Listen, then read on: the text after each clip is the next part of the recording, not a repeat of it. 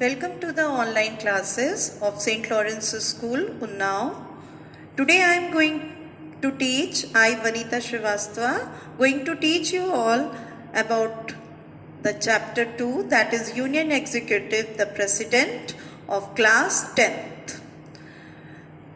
Now, in the executive, in the previous chapter you have already studied about the legislature. Means it is a body which is framing laws. Now, we are going to study about the executive. In that, the head of the executive is president. So, today we are going to study all about the president. Now, qualifications for the election of the president. First, he should be the citizen of India. First of all, it is very important that he should be citizen of India only.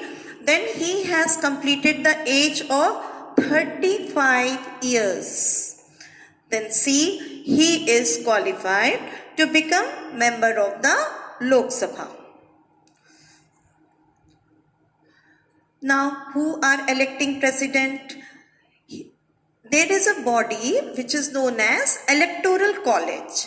Electoral College consists of A and B points. Here it is written, the president is elected by the members of an electoral college consisting of A, the elected members of both houses of parliament, means Lok Sabha and members of the Lok Sabha and Rajya Sabha. Then B, the elected members of the legislative assemblies of the states. Now, it is very important to note that president is not elected by the direct election. He is always elected by the indirect election. Reason for why he is elected as the indirect election. First, the power really resided in the Council of Ministers headed by Prime Minister and the Union Parliament and not in the President as such.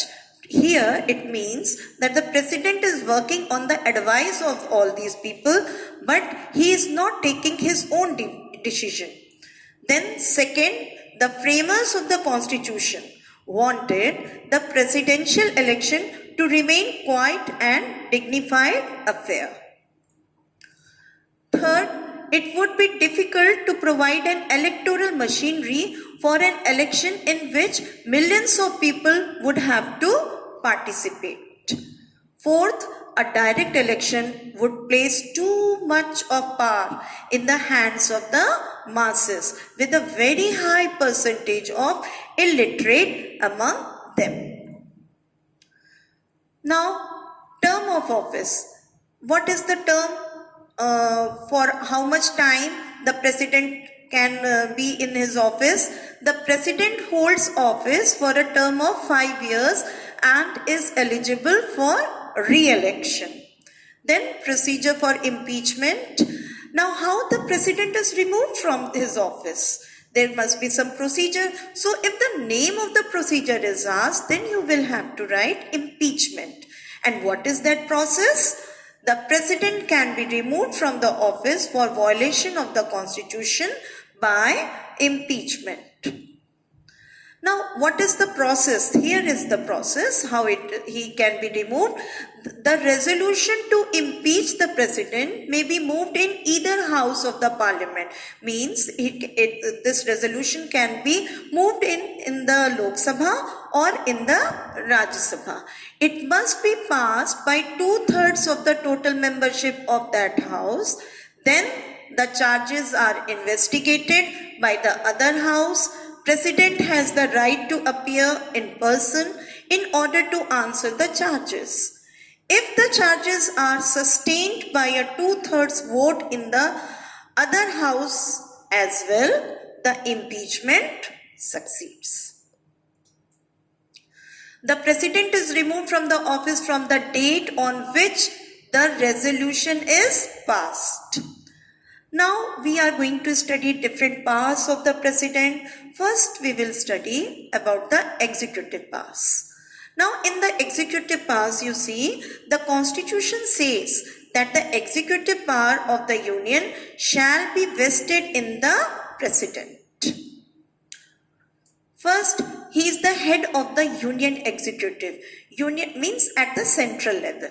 All the executive orders are issued in the name of the president. Second, formation of council of ministers. The constitution lays down that the prime minister is to be appointed by the president and the other ministers are appointed by the president on the advice of the prime minister. Third, power to appoint and remove the high dignitaries of the state. The president appoints the Attorney General of India, the Controller and Auditor General of India, the judges of the Supreme Court, and those of the high courts, the governors and ambassadors. Fourth, administration of union territories. The constitution provides that every union territory shall be administered by the president.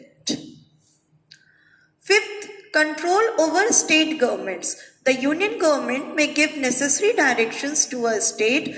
During president's rule, the control of the union government over states is complete. Now, control over state governments, when the president rule is going on in the state at that time, the whole control is of the union only, and in that president is taking all the decisions. Now we will come to the legislative powers. The President of India is an integral part of the Union Parliament. Power to summon and prorogue Parliament and dissolve the Lok Sabha. This power is also vested with the President.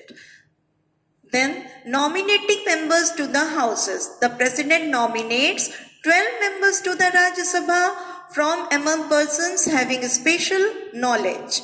The President may nominate 2 members of the Anglo-Indian community to the Lok Sabha in case that community is not adequately represented in the House.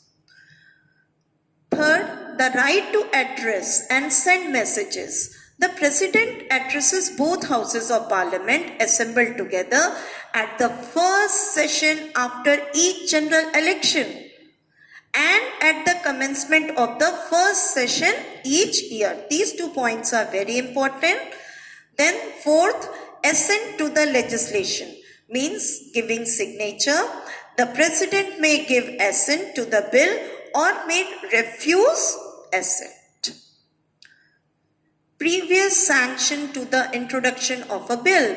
Money bills cannot be introduced except on the recommendation of the President. You all know that money bill is introduced in the Lok Sabha only. It can be introduced in the Lok Sabha, and until unless President approves it, till then it cannot be moved. So here this point is very important. Then power to promulgate ordinances. The President has the power to promulgate ordinance. An ordinance is a direction of command of an authoritative nature. It has the same force and effect as an act of Parliament. Discretionary powers. The President may withhold assent to a bill or may send it back for reconsideration if it is not a money bill. Then the Constitution does not prescribe any time limit within which the President is to declare his assent or refusal or return of the bill for reconsideration. A situation may arise when after a general election no party or no leader seems to enjoy majority support in the Lok Sabha. Under such circumstances, the President shall have freedom to decide who should be appointed as Prime Minister. This is very important point. Then fourth, it may be that the Prime Minister has lost the confidence of the Lok Sabha. The President should explore the possibility of forming an alternative government at the center. Now, emergency powers. There are 3 types of emergencies, and these emergency powers are given by, emergency is declared by the President. President of India is empowered to declare emergency in the following three conditions. Emergency caused by war or external aggression or armed rebellion. This is the first point.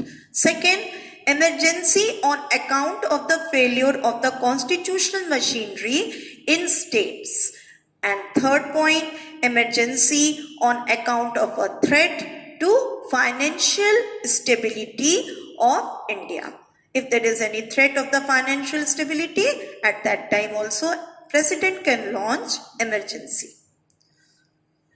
By this we come to the end of the chapter. I hope you all have understood this chapter very well. Thank you.